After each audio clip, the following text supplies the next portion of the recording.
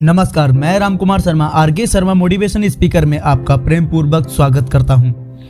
Confidence क्या है? Confidence कैसे क्रिएट करें? क्या कॉन्फिडेंस हमारा विश्वास है?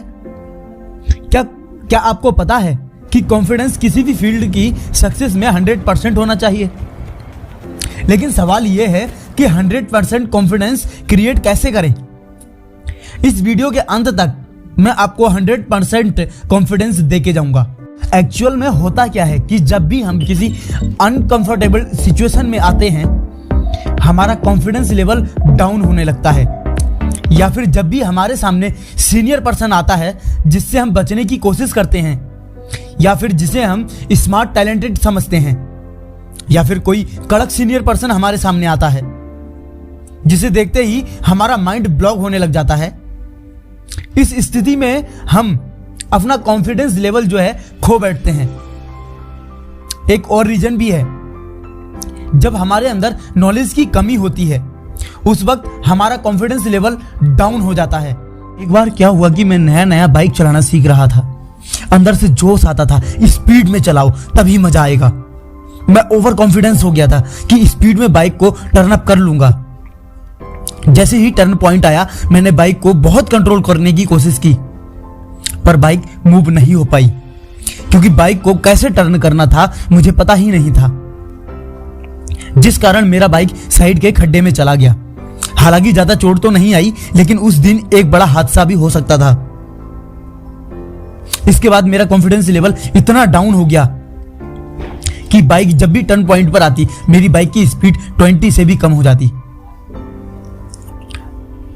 तो कोई भी फील्ड हो, कोई भी काम हो, लेकिन कम नॉलेज, ओवर कॉन्फिडेंस हमेशा पीछे की ओर ले जाता है, और इस स्थिति में इंसान के अंदर स्ट्रेस पैदा होता है।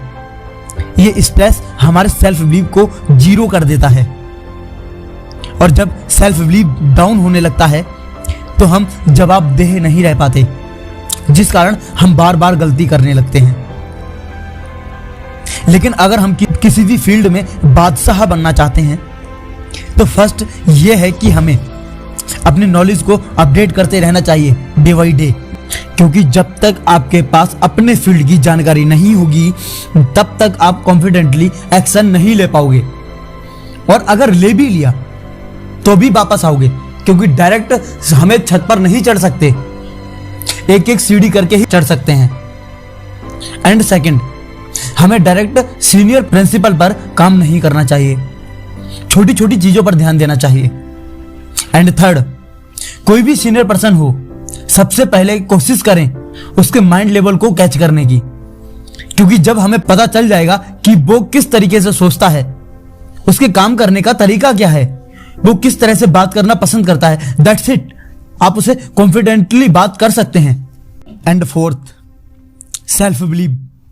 आपको खुद पर विश्वास नहीं खोना है, क्योंकि जैसे ही आप ये बोलते हो कि ये मैं नहीं कर पाऊंगा या मैं ये नहीं कर सकता, देन तुरंत आपका कॉन्फिडेंस जीरो और आपका लक्ष्य यानी कि अपना टारगेट डेथ मतलब खत्म हो जाता है।